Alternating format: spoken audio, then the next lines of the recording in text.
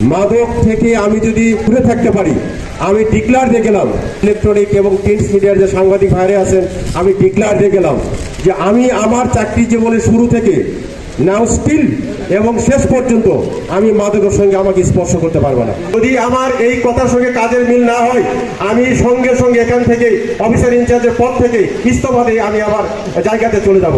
আমি আপনাদের কথা দিলাম।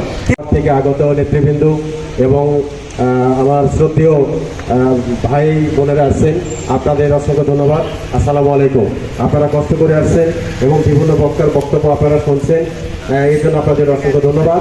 এখানে মূল বিষয়টা হচ্ছে যে এখানে কমিটি পুলিশ নিয়ে আমাদের এখানে কথা হচ্ছে। কমিটি পুলিশ এবং হচ্ছে জেন্ডার ভিত্তিক যে একটা আলোচনা। আসলে কমিটি পুলিশটা কি? কমিটি পুলিশটা হচ্ছে আমাদের দেশের ধারণা না, এটা একটা বিদেশি একটা আমাদের এই দেশেও প্রায় 2001 সাল থেকে অনেক আগে থেকে আমাদের দেশে আপনারা বলেছেন এটা চালু হচ্ছিল। কমিটি পুলিশটা হচ্ছে, কমিটি হচ্ছে একটা সম্প্রদায়, একটা সমাজ, একটা গোত্র।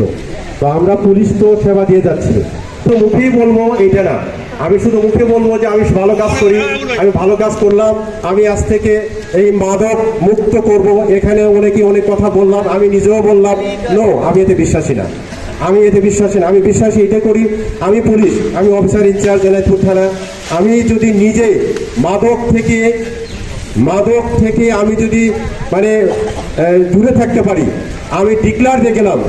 আমার এখানে প্রাণপ্রিয় যেসব সদস্য ভাইরা আছেন, আমার ইলেকট্রনিক এবং প্রিন্ট মিডিয়ার যে সাংবাদিক ভাইরা আছেন, আমি ডিক্লার দিয়ে গেলাম যে আমি আমার চাকরি জীবনের শুরু থেকে নাও স্টিল এবং শেষ পর্যন্ত আমি মাদকের সঙ্গে আমাকে স্পর্শ করতে পারবো না।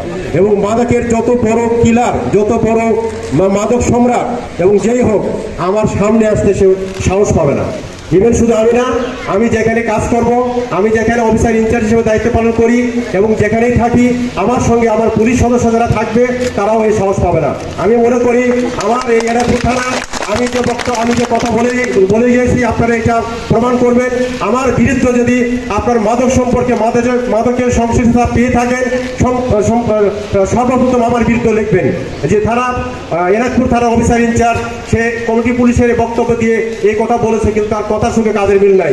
যদি আমার এই কথার সঙ্গে কাজের মিল না হয়, আমি সঙ্গে সঙ্গে এখান থেকে অফিসার ইনচার্জের পদ থেকে ইস্তফা দিয়ে আমি আবার জায়গাতে চলে যাব। আমি আপনাদের কথা দিলাম। কিন্তু আপনারা আমাকে বলবেন যে মাদক নির্মূল করতে হবে, আপনার হচ্ছে মাদক ধরতে হবে, এইটা শুধু মুখে বললে হবে না, আপনার সহায়তা করতে হবে। আপনার এলাকায় একজন মাদক ব্যবসায়ী শক্তিশালী না? আপনার এলাকার যে জনগণ আছে, 100 জন জনগণ আছে, সেইটা শক্তিশালী। 100 জন জনগণ শক্তিশালী হয়ে থাকে, তাহলে একজন মাদক